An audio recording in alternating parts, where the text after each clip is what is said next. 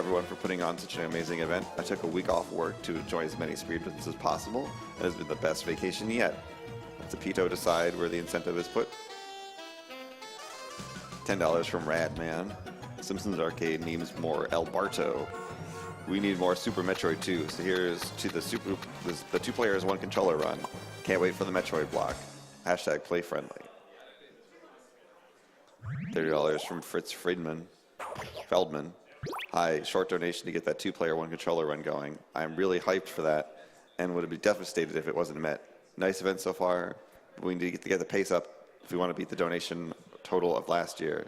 The more money, the better. $25 from Fernie Canto. I just had to donate during the Simpsons game and give a shout out to my friends in the SFFC. Due to the exchange rate, I'm not able to donate as much as I wanted, but it's a small contribution to a very worthy cause. Cheers from Brazil.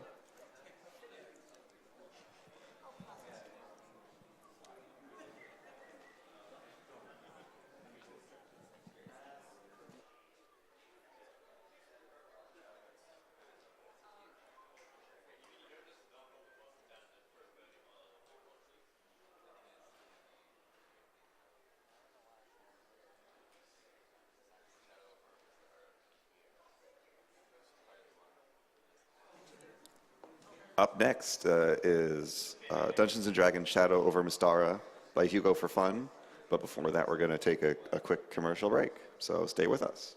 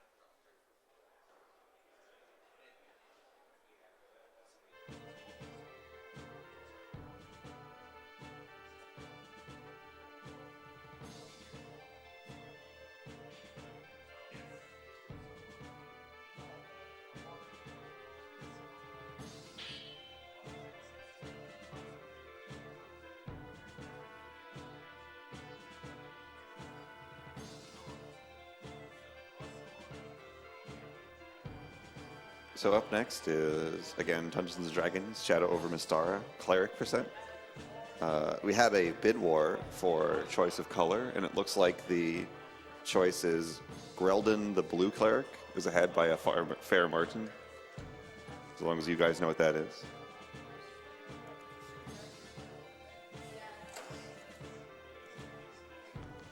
We have $5 from Cool Hunter. Just wanted to say this is a cool thing you guys are doing. Shout out to Cullen sitting in the audience right now.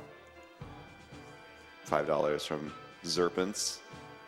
It's absolutely lovely to see what the gaming community is doing for cancer. My father passed away by cancer in '09, and it's really great to see and watch and be a part of this.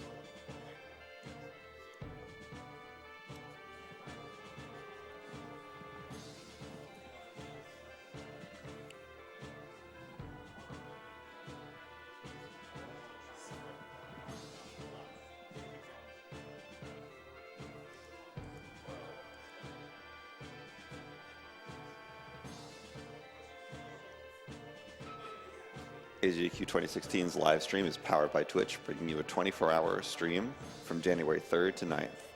AGDQ 2016.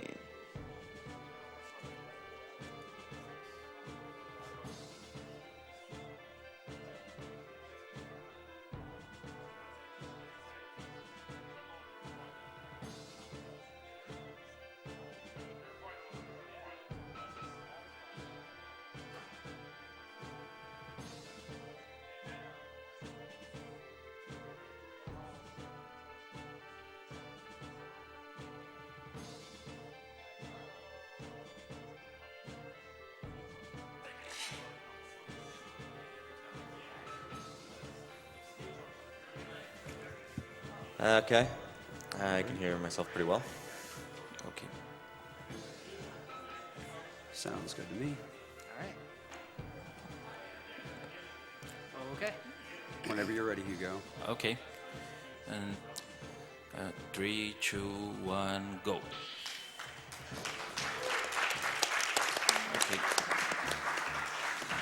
So, welcome to the D&D Worlds. This is going to be a one-player cleric run. Thanks to donations, we're playing blue cleric rather than white cleric. Big difference between blue and white. I mean, they have the same attacks and everything. Well, outside of the fact that he has a lovely batch of hair, the other big difference is magic spells. Magic spells they play a pretty big role in this game, and there are a few spell differences between blue and white. The white cleric has a spell called Earthquake, which can be occasionally fairly useful, but this cleric has a much cooler spell called Stick to Snake. So good job, donators. Unfortunately, Sticks to Snakes is not particularly useful. Blasphemy. Yeah, it's not. But so the big thing with the cleric as opposed to other characters is that you have 2 spells to increase your own damage, one of which is striking and another of which is bless. So you'll pretty regularly be seeing him cast those spells just to up his damage and clear mobs quickly. These first few screens just have mainly a lot of goblins, not a lot of difficult enemies, but a lot of enemies to deal with. So getting them to group up correctly is a big part of getting through this section quickly. Whoa. Then we get the owlbears, everybody's favorite D&D enemy. Yes. He just picked up the bottle of a Freedy. This will come up a little bit later. It's something that can wipe out enemies on the screen.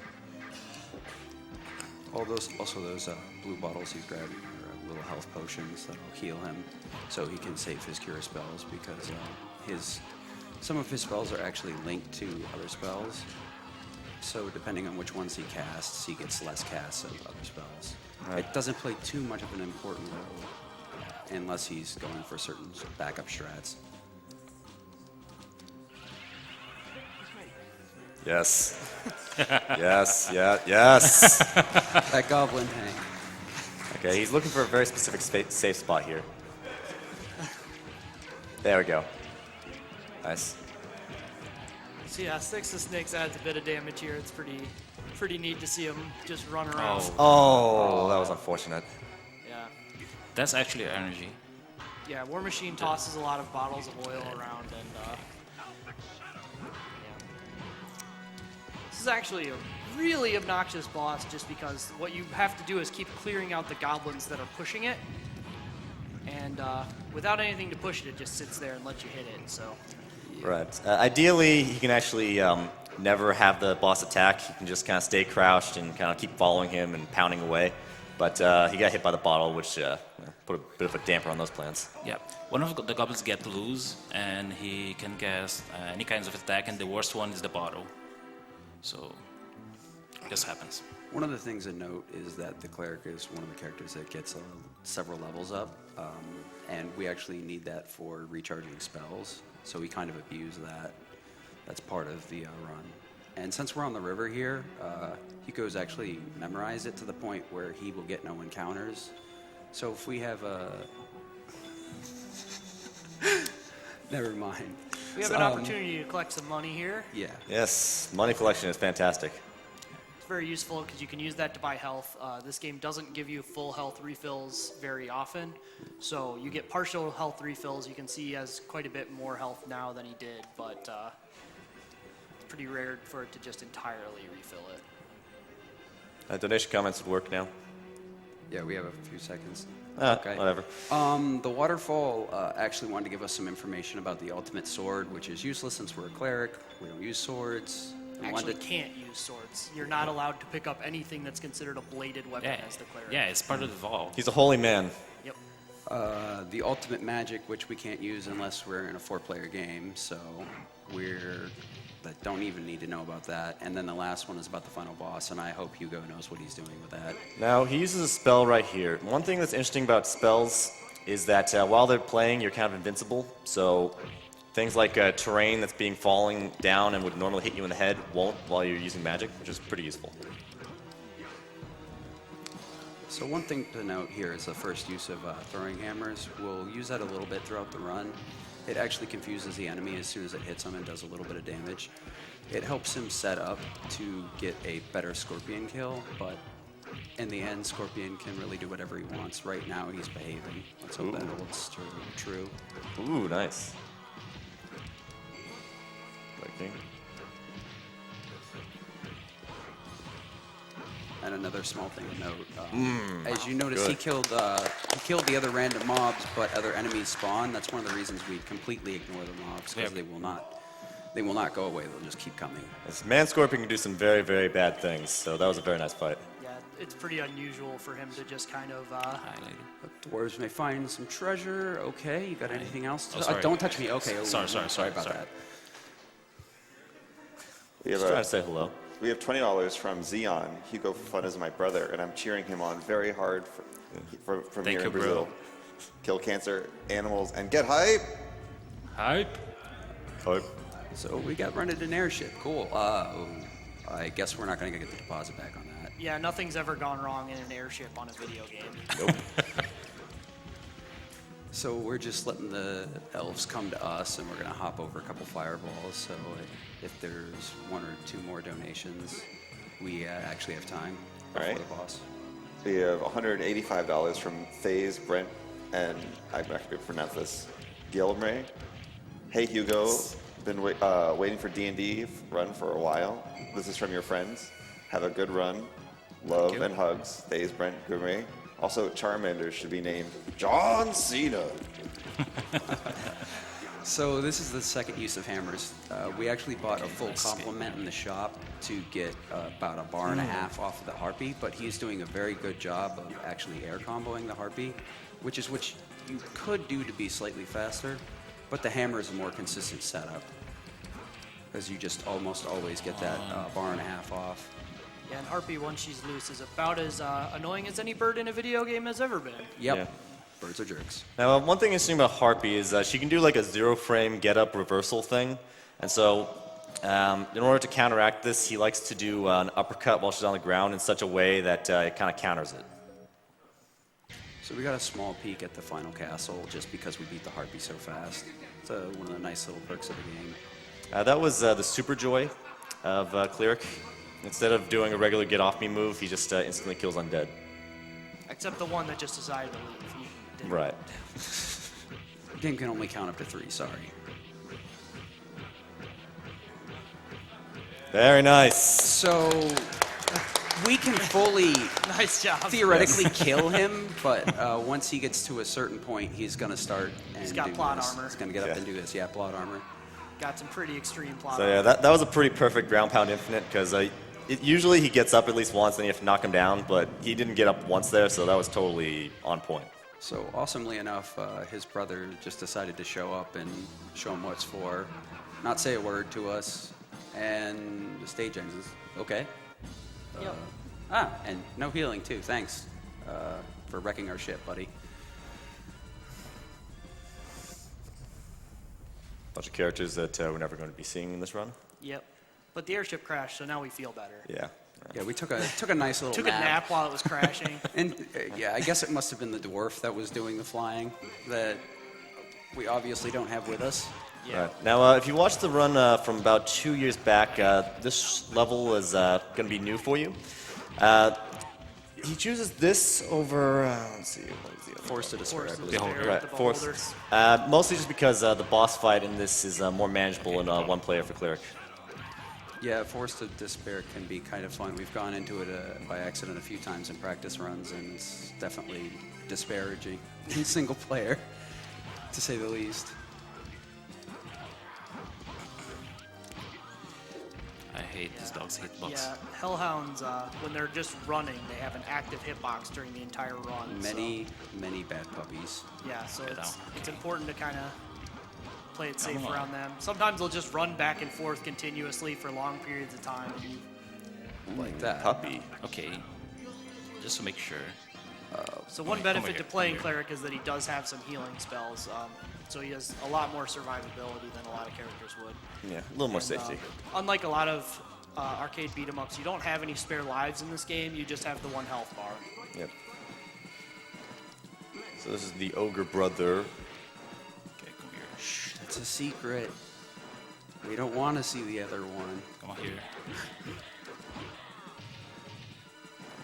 So we're setting up something for the ogre. Yeah, and he actually. does not want him to be on the side of the screen. If he's not somewhere in the middle, then this strategy becomes Get impossible. over here. And Thank you. Bad ogre. There we go. Oh no. getting the random standing OTG is That's really horrible. Okay, so Uh, obviously he was trying to combo the ogre to death. Once you get past a certain point, he won't call his brother, but unfortunately we let him up too soon.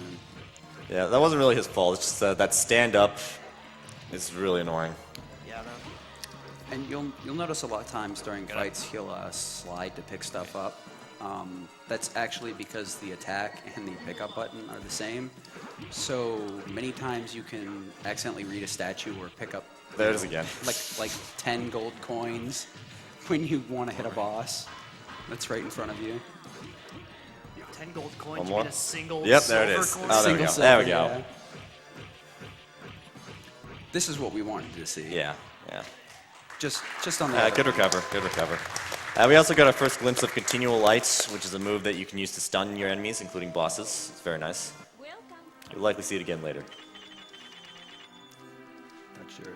What do you guys say? The dash as a thief is useful. Okay, what Hey. else you got to say? Hello. Say something. Just a That's couple shifty winks. X's. Oh, she's not for Okay, sale. Oh, okay. uh-oh, wrong message. Sorry. I love the uncomfortable eyes there. Yeah, just get out. I'll just leave now. I'm sorry. So now we're seeing Sin, who is actually the final boss, but gotta fight the Manticore first. We're actually conserving spells and specifically items because we won't have a chance to buy items for quite a while. So that's why Manticore is just basically wake-up combos, but keeping him on the ground. It's not so much conserving spells as it is that he can't cast them right now. He has been recharged. Yeah, I just get the refill after this death. This magical death. Yeah, so routing around like the shops and where you get spell refreshes back is really important because a lot of bosses, if you just went Hail Mary for that one boss and saved all of your resources just for it, you could do it faster, but you would lose a lot more time on the other boss fights that you didn't have any resources left for. Yeah, there's very few characters that can just kind of go nuts. And it really depends on the character. So you have to take specific paths. That's why we're doing a no deaths category. Actually, any percent you will intentionally take deaths so you could get other characters to take optional paths that are shorter. For what it's worth, as far as like the D&D community in whole, we typically don't acknowledge like intentional death in this particular game. Okay.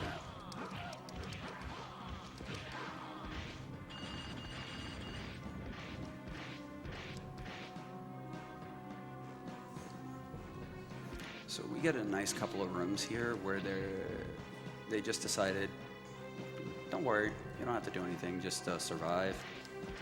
So we just run right through 3 rooms in a row.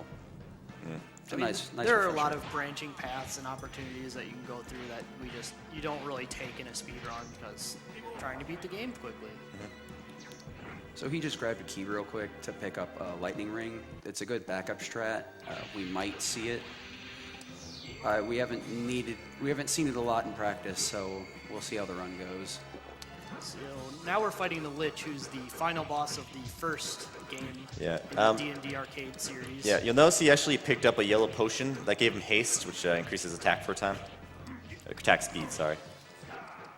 So by kind of camping out in the bottom depth, or the bottom of the screen as far as the depth axis, it avoids a lot of the Lich's actions. And by crouching, it kind of confuses one of his spells that's supposed to summon some minions.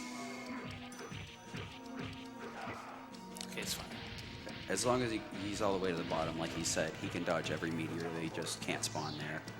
The only thing we're really worried about is him summoning fire pillars, which he did not do.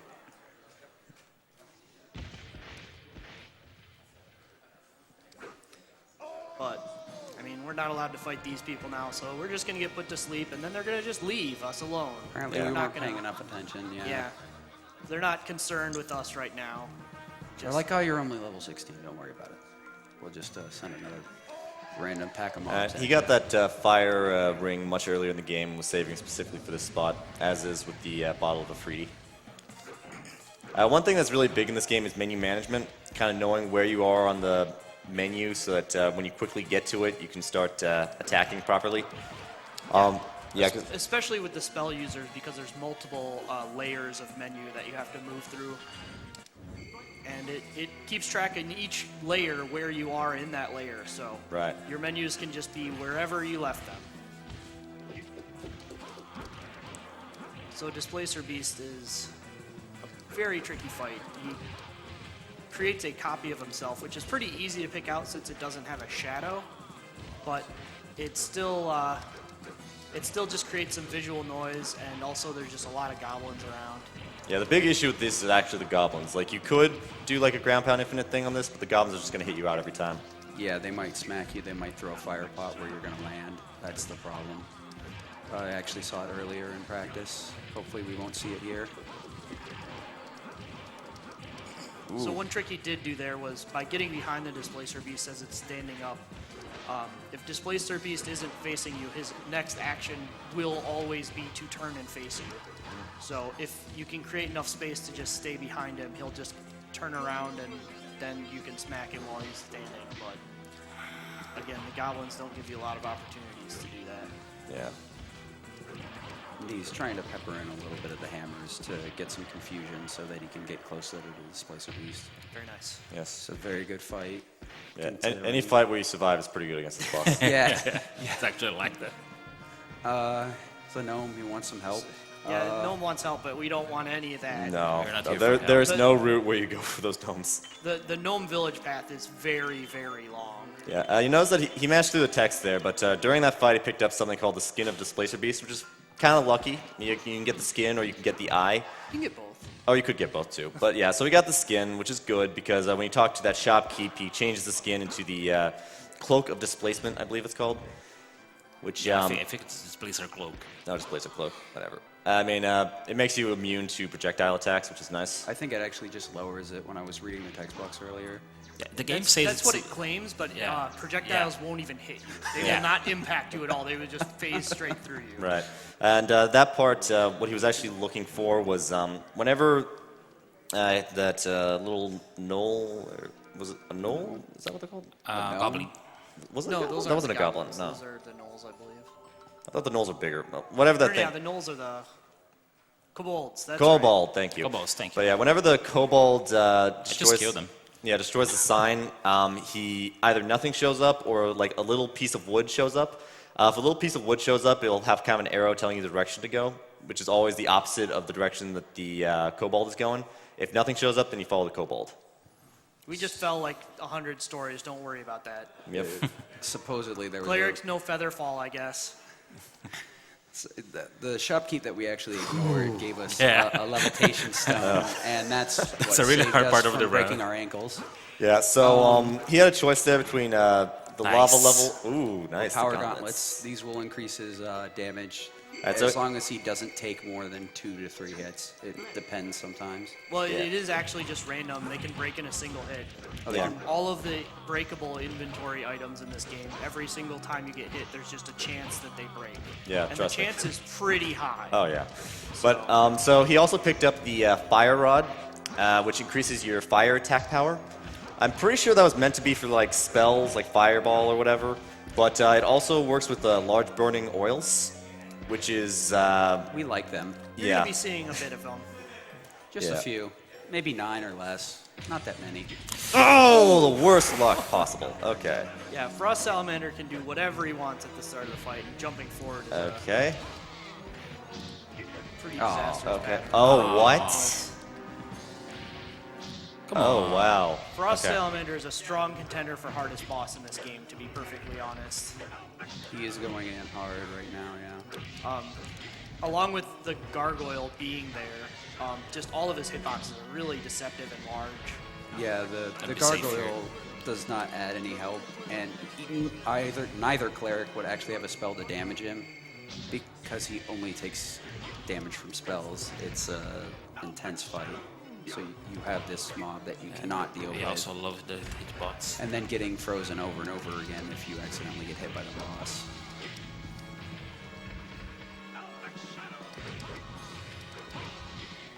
Could you fall to the ground, please? Okay, no. Okay, I got it. Oh, fun. Yeah, fortunately, being the cleric, he has a lot of durability to use in this fight. Yeah, that's one of the reasons he chose M as his name, actually. He picked up an extra defense item from naming his character that way. That's one of the reasons it wasn't an incentive, unfortunately. This would have been the first perfect use of large bottle oils, but we'll see them again later. And when you see them, you will be surprised. You survived. That was a very good clutch fight. All right, so that was like the worst that a fight with this boss could ever possibly go. At the very beginning of the fight, he jumped up and attacked. There's like 4 things he can do, and that is the absolute last thing that you want him to do. And usually what happens is you hit him with a large burning oil, he falls, and then you hit him with another large burning oil, and another I one. believe that someday a man will appear. He'll defeat the monsters. Okay. He'll ride up to me on a white horse and stretch out his hand. On Okay. a white house. Master? Then he will kiss me. And what's the master? What's the master? That's the master. Am I boring you? This game has some strong Yeah. text. So normally you hit the salamander with the large burning oil, and then you hit him with another one, and another one, and another one, and then he dies. That's it. It's a very fast fight, but he did not cooperate. Yeah, said I've no. actually not seen someone successfully beat Frost Salamander when the large burning oil strat fails. Let's get better patterns. So Talarian has a bit too much health to just do anything specific straight up.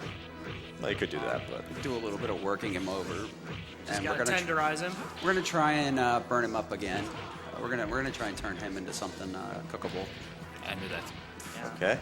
Fortunately, Talarian tends to stay on the ground a bit longer than the Frost Salamander. Oh, damn. He is not playing along today. This is Yeah, and he fairly does cast upsetting. haste, which complicates things significantly. Haste also affects how much hit stun he takes, so a lot of strategies become just impossible once he's hasted. there. We go. That not being one. This is what we wanted to show you. These bosses are just saying no today, unfortunately. Now that was more just a problem of placement. He needed to be further away. Like when he first did the burning oil, his positioning was off.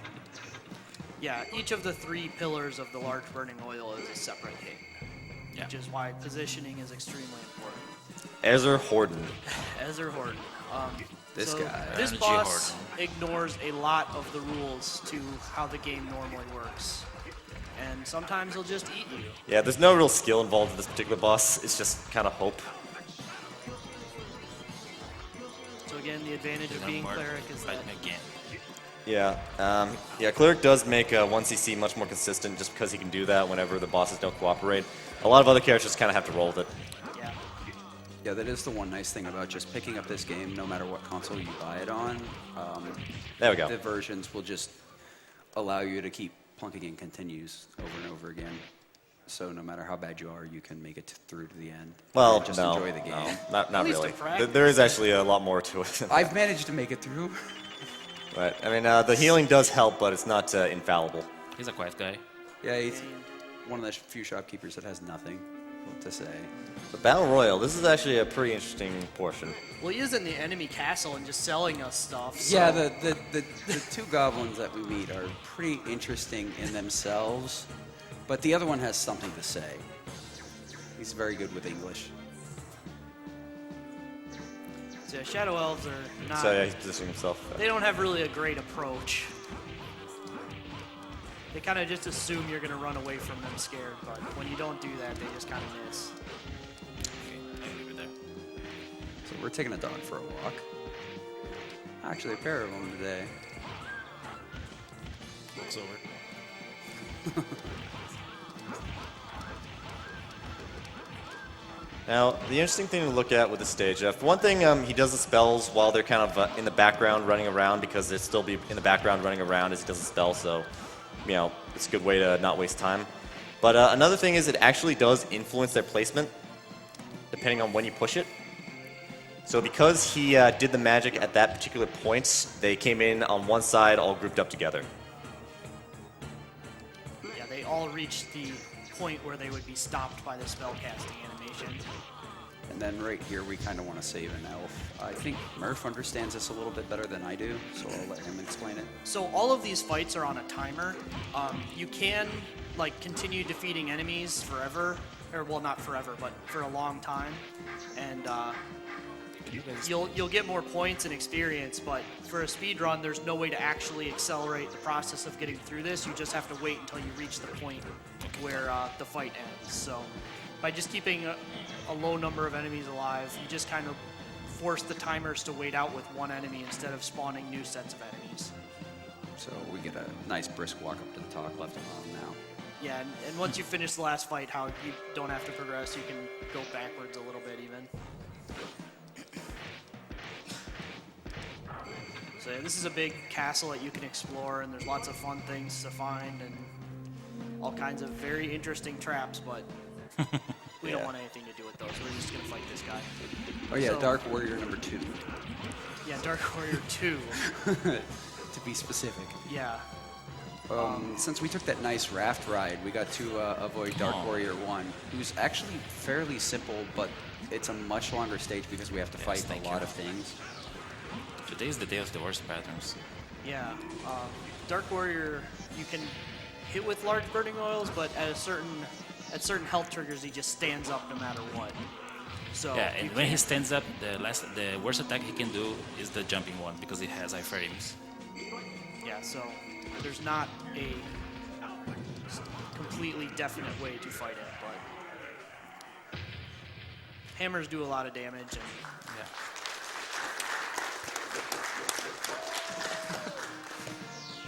that attack canceling. Yeah.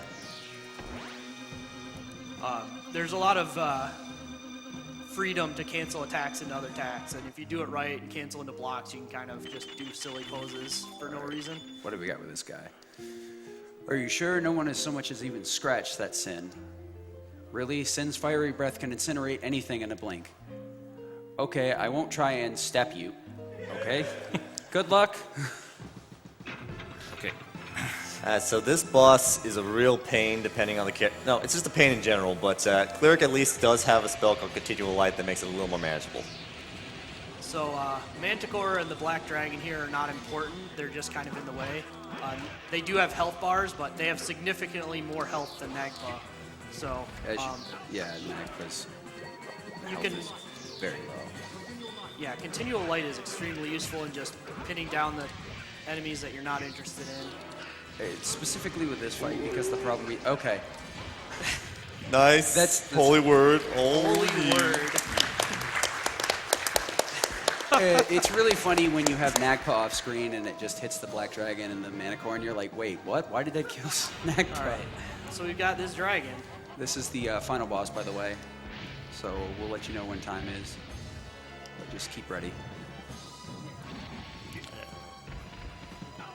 So he needs the dragon to take a specific action to set up what he wants to do here. Yeah, we're waiting for meteorites, which is oddly enough not a spell in this case, which it lets us guard with spells like we were mentioning earlier, so that we won't take damage from the meteors and hopefully be able to set up. Oh. Yeah. With Thank you bad for luck, centering. the meteors will land on your head as the spell is ending. No, too late. You're on bottle instead of large bar. Yeah. Okay. So I'm thankful I'm too late. That's many management in play there. This is one of the most brutal fights with Yeah, the many yeah. management.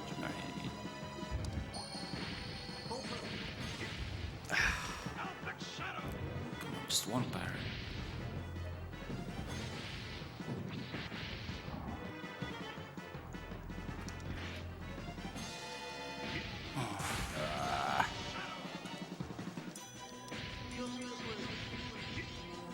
Thank you. This is where the difference in the clerics comes in. We could use Earthquake, which has a much longer cast, and be completely safe from the meteorites. Unfortunately, we don't have that spell, so we're trying to have to use buff spells and cure spells to dodge the rocks, which doesn't last quite as long. Too late. Over here. Over here.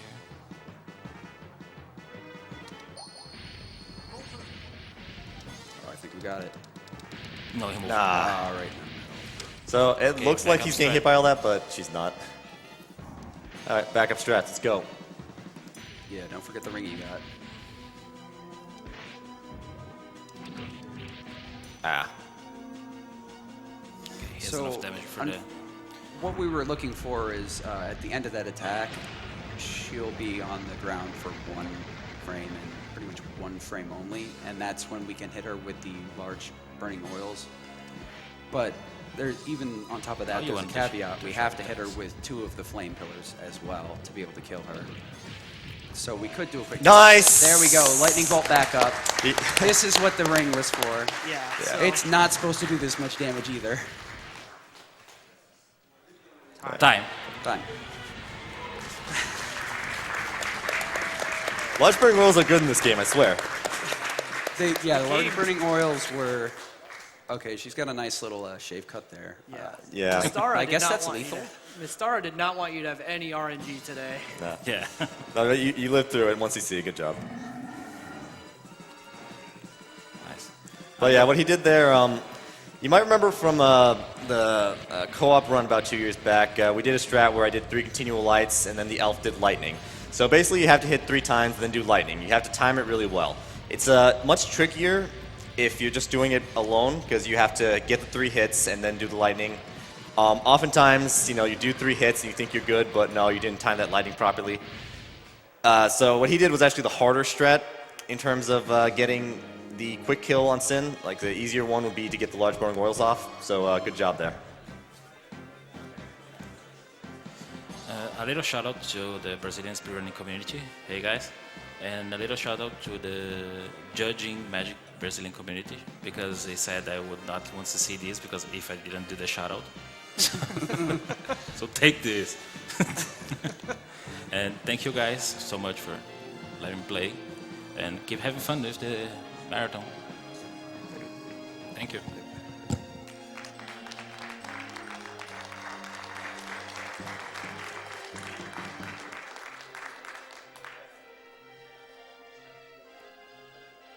All right. That was Dungeons and Dragons Shadow over Mystara.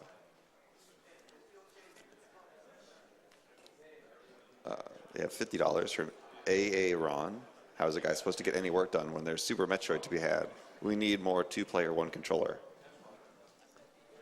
Anonymous donates $75. Thanks everyone for the amazing event, and thanks to all the runners participating. Keep up the good work. $50 from Anonymous. AGQ always makes going back to work after the holidays easier. Eat your veggies, exercise regularly, get fresh air, and donate. Prevent cancer, and then we don't have to kill it with fire. Big Bucket donates $15. Good luck on the run, Hugo. This is towards the Tony Hawk Pro Skater 1 100% run. Kill the animals and go SGRB. $10 from Anonymous. Save the animals. This is for you, Cecil.